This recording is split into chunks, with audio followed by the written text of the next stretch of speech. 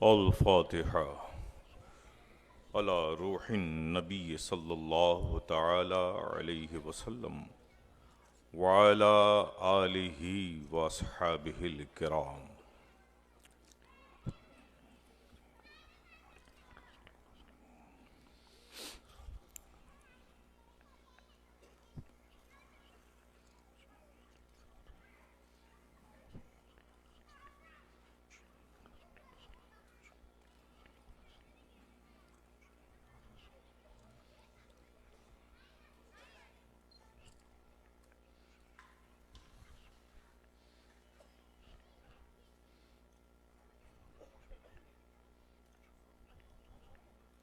इन्नल्लाह व मलाइकतहु युसल्लूना अलन नबी या अय्युहल्लज़ीना आमनू सल्लू अलैहि व सल्लिमू तस्लीमा।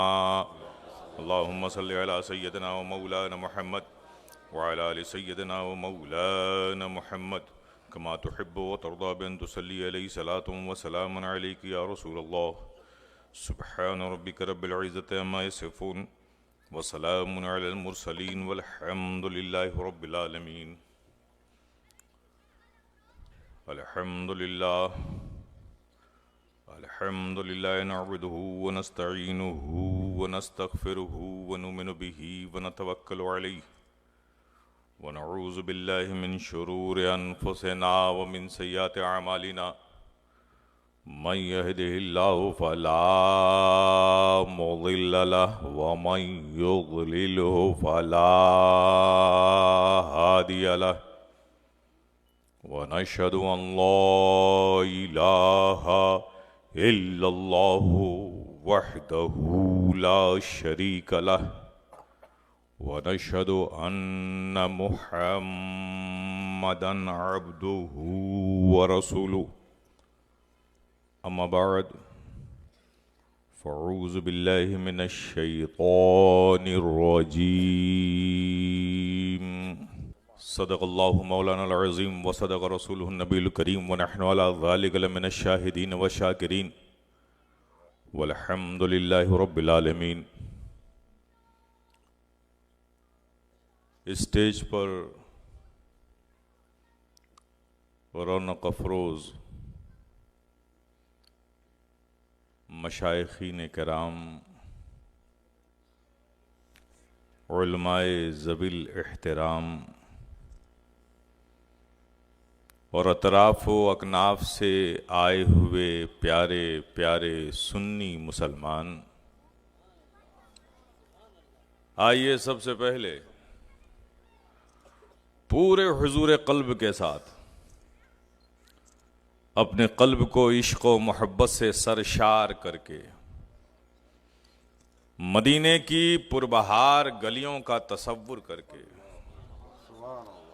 गुंबदे खजरा के हसीन तसव्वुरात में खोकर ताजदारे मदीना राहते क़ल्ब व सीना सल्लल्लाहु ताला अलैहि वसल्लम के हुजूर मोहब्बत से झूम झूम कर दरूद पाक पढ़ रहे हैं।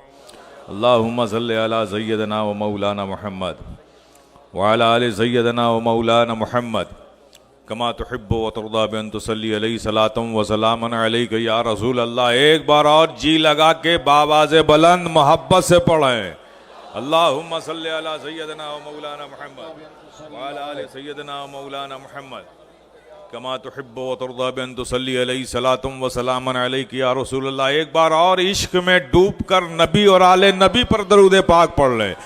सल्लल्लाहु अलैहि नबी उम्मी वालिही सल्लल्लाहु अलैहि वसल्लम सलातुम व सलामुन अलैका या रसूल अल्लाह, सलातुम व सलामुन अलैका या हबीब अल्लाह। खुदाए बरतरो बाला हमें पता क्या है तेरे हबीबे मुकर्रम का मर्तबा क्या है, तेरे हबीबे मुकर्रम का मर्तबा क्या है। करम करम के करीमी ही शान है तेरी, करम करम के करीमी ही शान है तेरी, तेरी अता के मुकाबिल मेरी खता क्या है। सुभान अल्लाह। तेरी अता के मुकाबिल मेरी खता क्या है। खुदाए बरतरो बाला हमें पता क्या है, तेरे हबीबे मुकर्रम का मर्तबा क्या है। वो मेरी जान से ज्यादा, वो मेरी जान से ज्यादा करीब हैं मुझसे। अन्नबी औला बिल मोमिनीना मिन अनफुसिहिम, नबी मोमिनीन की जानों से ज्यादा करीब तर हैं। वो मेरी जान से ज्यादा करीब हैं मुझसे। मैं ढूंढता हूं उन्हें, ये मुझे हुआ क्या है। मैं ढूंढता हूं उन्हें, ये मुझे हुआ क्या है। खुदाए बरतरो बाला हमें पता क्या है, तेरे हबीबे मुकर्रम का मर्तबा क्या है। आपकी मोहब्बतों को तक़वियत देने के लिए आपकी समातों के हवाले ये शेर मोहब्बत भरा कर रहा हूँ। समात फरमाएं कि गमे फिराक़े नबी में, फिराक़े नबी में जो आँख से टपके, गमे फिराक़े नबी में जो आँख से टपके, खुदा ही जाने उन अश्कों का मर्तबा क्या है। खुदा ही जाने उन अश्कों का मर्तबा क्या है। खुदाए बरतरो बाला हमें पता क्या है, तेरे हबीबे मुकर्रम का मर्तबा क्या है। कोई बिलाल से पूछे, कोई बिलाल से पूछे खुबैब से समझे। कोई बिलाल से पूछे खुबैब से समझे, सजाए उल्फते सरकार का मजा क्या है। सजाए उल्फते सरकार का, फतेह सरकार का मजा क्या है। खुदाए बरतरो बाला हमें पता क्या है, या रसूल अल्लाह हबीबे मुकर्रम जिंदाबाद जिंदाबाद। मर्तबा क्या है। एक बार प्यारे जी लगा के और दरूद पाक पढ़ लो। अल्लाहुम्मा सल्ली अला सैयदना व मौलाना मुहम्मद व अला आलि सैयदना व मौलाना मुहम्मद कमा तुहिब्बु व तर्दा बिअन तुसल्ली अलैहि सलातुम व सलामन अलैका या रसूल अल्लाह। सबसे पहले मैं उन तमाम लोगों को मुबारकबाद पेश करता हूँ जिन्होंने अहले सुन्नत रिसर्च सेंटर की इस इफ्तिताही तकरीब का इनेकाद किया। मैं दिल की गहराइयों से उनके लिए दुआ करता हूँ और साथ ही साथ आप सब का भी कि आप सब रिसर्च सेंटर की इस दावत पर अपना वक्त निकाल कर जहमत उठाकर यहाँ तशरीफ़ लाए। अल्लाह पाक आप सबका आना मुबारक फरमाए और इसकी बरकतें आप सबको नसीब फरमाए। अभी मुझसे पहले उलमा से तहकीकी गुफ्तगू आप समात फरमाते रहे, जो मुख्तलिफ ज़ावियों से आपके सामने हक़ाइक़ रख रहे थे। मैं भी उन्हीं सब बातों को एक निचोड़ उसका आपके सामने रखना चाहता हूँ कि ARC का मकसद क्या है, इसकी ज़रूरत क्या है, इसका फ़ायदा क्या है, और बहुत से वो सवालात जो लोगों के जहनों में हैं कुछ लोग उसका इजहार भी करते हैं और कुछ लोग इजहार नहीं भी करते हैं। फ़कीर अशरफी उन सबको महसूस करता है। इंशाअल्लाह ताला उस बाबत भी इंशाअल्लाह मैं अपना जवाब आपके सामने रखूंगा। मैंने जिस आयत करीमा की तिलावत का शर्फ हासिल किया, यह आयत करीमा ही ARC अहले सुन्नत रिसर्च सेंटर का उन्वान है। सुभान अल्लाह, सुभान अल्लाह। ऐ ईमान वालो, ईमान वाले हो जाओ। या अय्युहल्लज़ीना आमनू आमिनू। यही अहले सुन्नत रिसर्च सेंटर का काम है, यही उसका मौजू है, यही उसका उन्वान है, यही उसका एम है, यही उसके ऑब्जेक्ट्स हैं। अल्लाह फरमा रहा है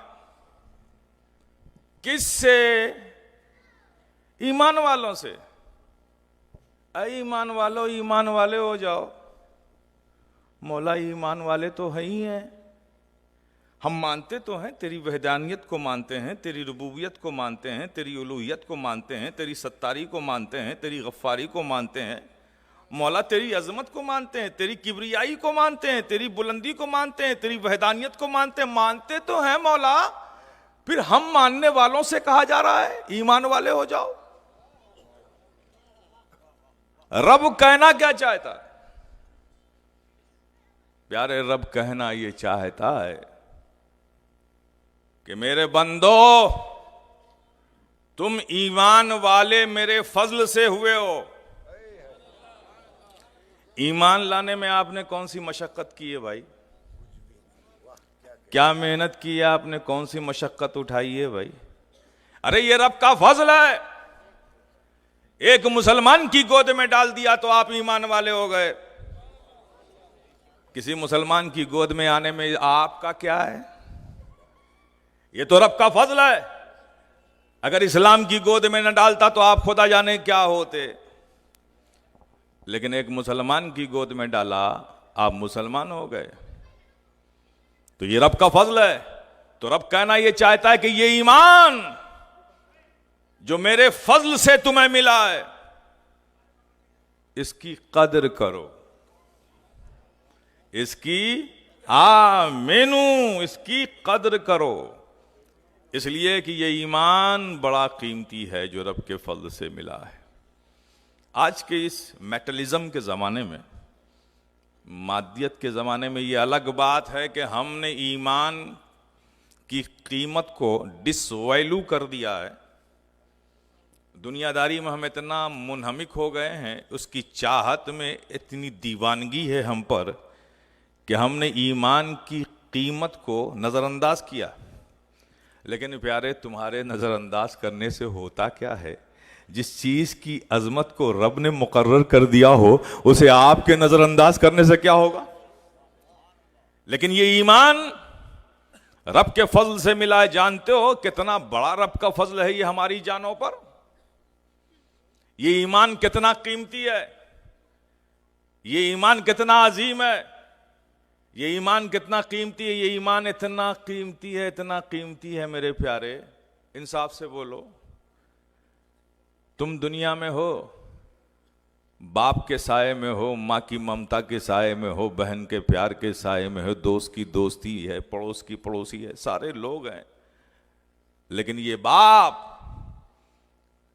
जो चंद लम्हों के लिए नजरों से ओझल हो जाओ तो तड़प उठे, वो माँ तुम नजरों से ओझल हो जाओ तो उसकी ममता बिलक पड़े, भाई बेचैन हो जाए, बहन मुस्तरिब हो जाए, दोस्त परेशान हो जाए।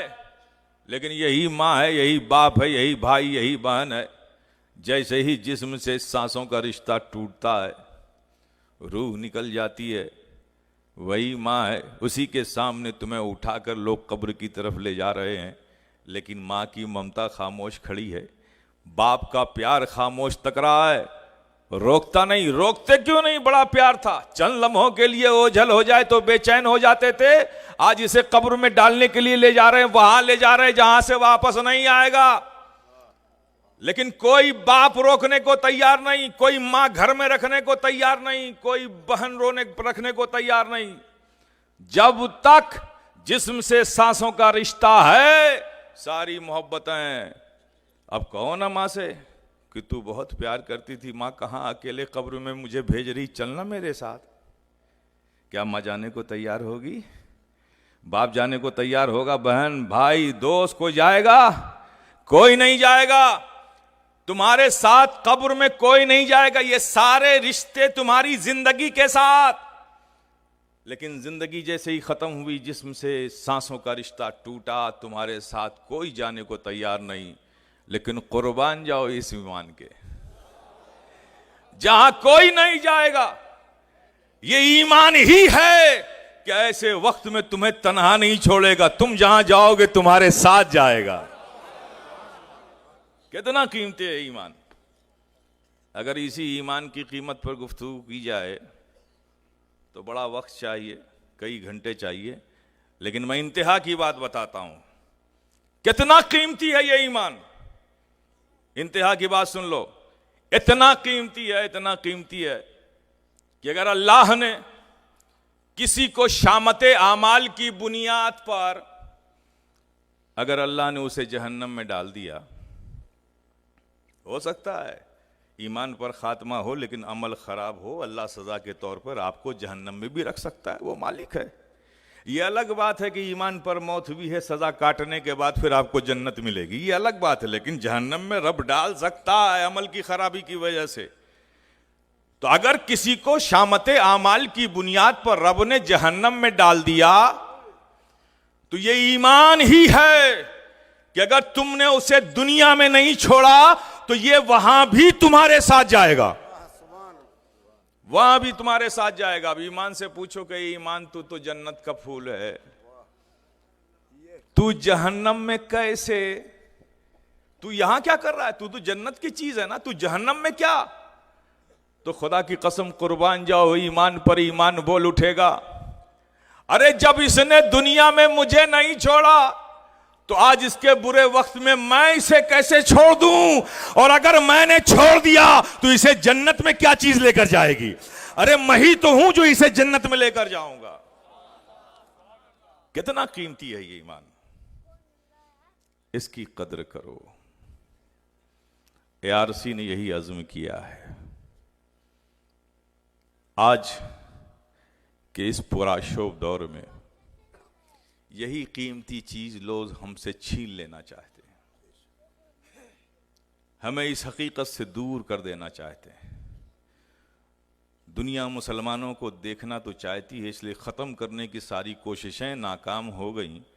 तो अब एक नई पॉलिसी बनाई गई है कि मुसलमानों को ख़त्म करना तो नामुमकिन है, लेकिन इनके अंदर का इस्लाम ख़त्म कर दो, स्ट्रक्चर रह जाए, उसकी रूह निकाल लो। इसलिए सारे हमले रूह पर ही हो रहे हैं। आप तसव्वुर करो, याद करो उन सहाबा को, खुदा की कसम क्या क्या मेहनतें की हैं। पूछो हज़रत अबू अय्यूब अंसारी से,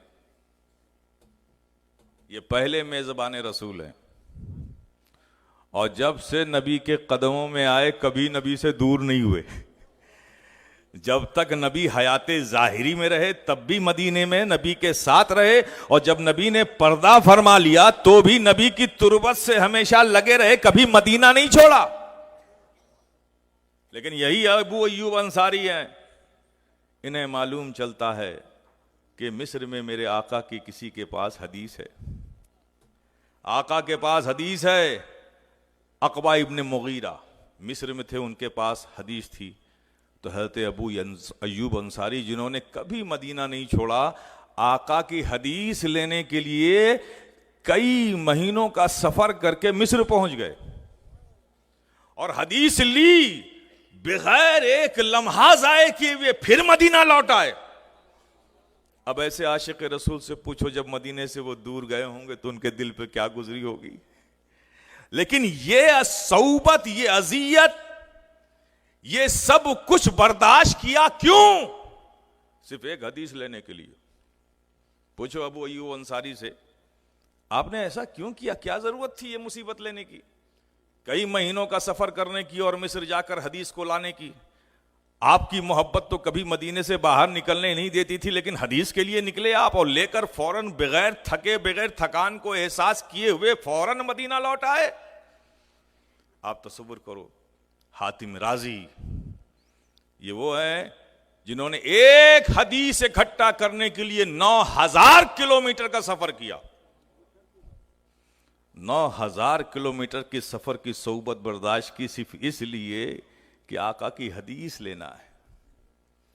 आप तसव्वुर करो, हज़रत सईद इब्न मुसय्यिब कई रातें उन्होंने सिर्फ हदीस, एक हदीस को हासिल करने में सर्फ कर दी, बेदारी में पूरी रात गुजार डाली।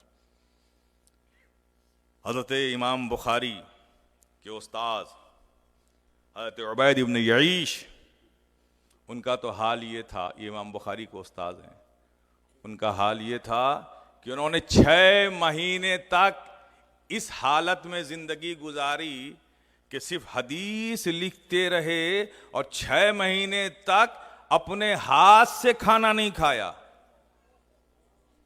जब भूख लगती थी तो उनकी बहन आती थी, मुंह में निवाले डाल देती थी, वो चबा के खा लेते थे, लेकिन हदीस लिखने का काम रुकता नहीं था। अब पूछो क्या जरूरत थी इन मुहद्दिसीन को इतनी मेहनतें करने की। खुद हजरत इमाम बुखारी फरमाते हैं कि मैं हदीस के जमा करने में बाज वक्त मुझ पर ऐसा आया कि मेरे पास कुछ नहीं था कि मैं कुछ उससे खरीद के खा सकूं। भूख की शिद्दत ने परेशान किया तो मैंने सूखी घास खाई, लेकिन हदीस को लिखने का काम बंद नहीं किया। ये क्यों? इन सहाबा ने ये जो मशक्कतें उठाई, खुदा की कसम कुर्बान जाओ, बल्कि खुद मुस्कुराए और ये कहते हुए हदीस दी कि नबी इस तरह से मुस्कुराए और फिर ये फरमाया। अगर नबी ने किसी के हाथ को पकड़कर कुछ कहा तो सहाबा ने भी जब हदीस बयान की तो हाथ को पकड़कर उस अंदाज को बताया कि नबी ने इस अंदाज पर हाथ पकड़कर यह फरमाया, इसलिए कि सहाबा यही चाहते थे कि नबी का कोई कौल भी आने वाली नस्लों से गैर महफूज ना रहे और नबी का कोई अंदाज से भी आने वाली नस्ल जो है ऐसा ना हो कि उसे मालूम ना हो। नबी का हर कौल आने वाली नस्लों तक महफूज रहे और नबी की हर अदा भी महफूज रहे, इसलिए कि वो जानते थे आने वाला दौर बड़ा पुरअशोक था। तो एक तरफ ये सहाबी हैं, ये भी हदीसों को जमा करने की बात करते हैं, लेकिन इनका अंदाज क्या है कि कौल को भी महफूज करते हैं और अदाओं को भी महफूज करते हैं, आसार को भी महफूज करते हैं। ये आज के वो सहाबी थे, ये आज के वहाबी हैं। वो सहाबी थे कि कौल ही महफूज नहीं किया, अंदाज भी महफूज किया, और ये वहाबी हैं जो सिर्फ कौल की बात करते हैं, आसार व मंसूबात को मिटाने में लगे हैं।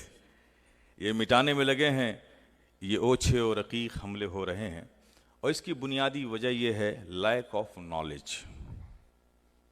लैक ऑफ नॉलेज, इल्म की कमी। दीन के हवाले से आज हमारी नस्लें इतनी एजुकेट नहीं हैं। कितना बड़ा फितना है मेरे प्यारे, बताओ। पूरी उम्मत को आका की, खास तौर पे आज का नौजवान उनके टारगेट पर है, फोकस में है। वो ये सब को कहां ले जा रहे हैं? इंटरनेट की तरफ। इंटरनेट की तरफ आओ, इंटरनेट पे पूरा इस्लाम समझो। ये एक शदीद और खतरनाक किस्म की कॉन्स्पिरेसी है।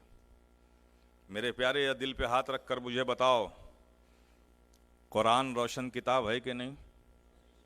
हिदायत देने वाली किताब है ना? तो जब कुरान को अल्लाह ने हमारे बीच तनहा नहीं भेजा, जबकि वो रोशन किताब है, वो हिदायत देने वाली किताब है, लेकिन कुरान को अल्लाह ने हमारे दरमियान तन्हा नहीं भेजा, साथ में नबी को भेजा। इसलिए कि हमारे समझ में ये इतनी ताकत नहीं है कि हम कुरान को समझ सकें। और कुरान खुद ही कहता है वयुदिल्लु बिही कसीरन व यहदी बिही कसीरा।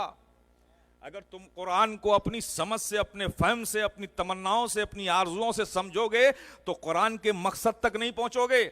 इसलिए अल्लाह ने कुरान को हमारे बीच तन्हा नहीं छोड़ा, नबी को साथ कर दिया। तो नबी ने जब इतना समझाया, इतना समझाया, इतना समझाया, तब तो 72 हो गए। अगर कुछ ना समझाते तो 72 लाख हो जाते। तो कुरान एक रोशन किताब, वो तन्हा नहीं आई, नबी साथ आए। और ये इंटरनेट की तरफ ले जा रहे हैं इस्लाम समझाने के लिए। इंटरनेट तो किसी इंसानी अक्ल का नतीजा है ना, उसमें फेक बातें भी हो सकती हैं, कॉन्स्पिरेसी भी हो सकती हैं, लेकिन कुरान में तो इसका कोई तसव्वुर नहीं ना। लेकिन कुरान को तन्हा समझने के लिए रब ने नहीं छोड़ा, कुरान का साथी नबी को बनाया। क्योंकि कुरान को तुम अपनी समझ से नहीं सकते हो, और आज की नस्लों को ये इंटरनेट की तरफ बुला रहे हैं। ये कॉन्स्पिरेसी है मेरे प्यारे, इससे हमें होशियार रहना है। ARC ने ये अज़्म किया है, ये उसका इरादा है।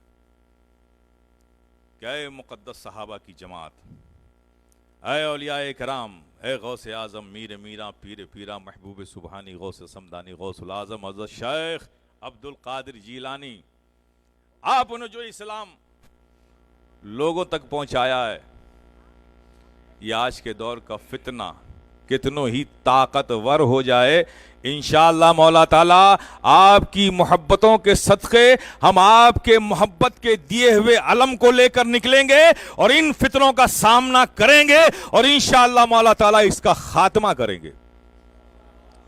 ये अज़्म है। मैं एक बात कहना चाहता हूं कि ARC एक काम कर रही है। इस नासिक के शहर में भी बहुत सी तंजीमें हैं जो काम करती हैं। इमाम अहमद रज़ा रिसर्च सेंटर है, अल अशरफ फाउंडेशन है, सुन्नी दावत इस्लामी है, दावत इस्लामी है, शाह सादिक एकेडमी है। ये सब भी सुन्नियत का काम कर रहे हैं। लेकिन जैसा कि मौलाना कमर ने कहा कि हर काम का अपना अपना एक मकसद है, एक तरीक़ा है। हम जो काम कर रहे हैं उसकी नौइयत कुछ अलग है, टकराव कहीं नहीं है। इसलिए कि ये लोग जो काम कर रहे हैं, इमाम अहमद रज़ा रिसर्च सेंटर, अल अशरफ फाउंडेशन, ताजुल फऊल कमेटी, सुन्नी दावत इस्लामी और शाह सादिक एकेडमी, वो जो काम कर रहे हैं वो भी बड़ा अहम है, बड़ा अहम काम कर रहे हैं। टकराव कहीं नहीं, उसकी भी बड़ी ज़रूरत है। मदरसे चल रहे हैं यहाँ पे, दारुल उलूम गौसे आज़म चल रहे हैं, जामिउल बनातुस सालिहात चल रहे हैं, दरसगाह खैरुल बनात चल रही है, जामिया अहले सुन्नत सादिकुल उलूम चल रहा है। ये भी बड़ी अहम चीज़ें हैं मेरे प्यारे। ज़ाहिर है कि ये जो काम कर रहे हैं वो हम नहीं कर रहे, हम तो वो काम कर रहे हैं जिसकी आज ज़रूरत थी। ये खाना खाली था, हम उस काम को पूरा कर रहे हैं। मदरसों की भी ज़रूरत है, एकेडमीज़ की भी ज़रूरत है, तहरीकों की भी ज़रूरत है, तरबियती इस्लाही प्रोग्राम चलाने वाली तंजीमों की भी ज़रूरत है। ये सब बड़े अहम हैं, ये सब अपनी अपनी जगह काम कर रहे हैं, कोई इख्तलाफ की कोई शक्ल नहीं है। इसलिए कि ये जो ARC अहले सुन्नत रिसर्च सेंटर जो काम कर रही है, आज जो सोशल मीडिया पे जो गलत तौर पे इस्लाम को प्रेजेंट करने की कोशिशें हो रही हैं, गढ़ी हुई मन गढ़त हदीसें सोशल मीडिया पे ऑडियो की शक्ल में, वीडियो की शक्ल में पेश कर देते हैं। हमारे उलमा सब मसरूफ़ रहते हैं, वक्त पर इन नौजवानों को जवाब नहीं मिल पाता, ये उधर उधर घूम जाते हैं। तो इसलिए अब जवाब देने के लिए बाकायदा इसका इंतज़ाम कर दिया गया है। आपको जब कभी कोई ऐसा एक सवाल जो आपके मामूलात पर सवालिया निशान बनता हो या मोतरिज हो रहा हो, तो आपको परेशान होने की ज़रूरत नहीं है। रिसर्च सेंटर, अहले सुन्नत रिसर्च सेंटर ने व्हाट्सएप के नंबर्स उसकी साइट पे जाइए मौजूद हैं। आपको जो मैसेज ऑडियो की शक्ल में या वीडियो की शक्ल में मिले, आप उसे सिर्फ उस नंबर पर फॉरवर्ड कर दीजिए और इंतज़ार कीजिए। इंशाअल्लाह बहुत जल्द उसकी हकीकत से हम आपको बाखबर करेंगे कि ये हदीस पेश करने वाला कौन शख्स है, इस हदीस की नौइयत क्या है। आप समझ गए? तो मेरे प्यारे, बातें सारी हो चुकी हैं। अहले सुन्नत रिसर्च सेंटर के साथ आप जुड़ें। वक्त काफ़ी हो चुका है और जाहिर है कि कानून की पाबंदी करना एक अच्छे शहरी की अलामत है। मैं इस सिलसिले में फिर कभी गुफ्तगू करूँगा तफसील से, चूँकि अमीर मुख्तार साहब का बड़ा प्रेशर है, चूँकि हुक्कामान के पास भी काफ़ी फ़ोन शुरू हो गए होंगे, चूँकि बात ही गुफ्तगू कुछ ऐसी हुई है कि कुछ लोगों को पसंद नहीं आई होंगी, तो जाहिर है उन्होंने दबाव डालना शुरू किया होगा कि भाई ये ज़्यादा ओवर टाइम हो रहा है। तो एक अच्छे शहरी होने की हैसियत से हम अपने प्रोग्राम को यहीं ख़त्म करेंगे। लेकिन ये अहले सुन्नत रिसर्च सेंटर, इसके मकासद पर गुफ्तगू हुई, आप लोग इससे जुड़ें इंशाअल्लाह मौला ताला।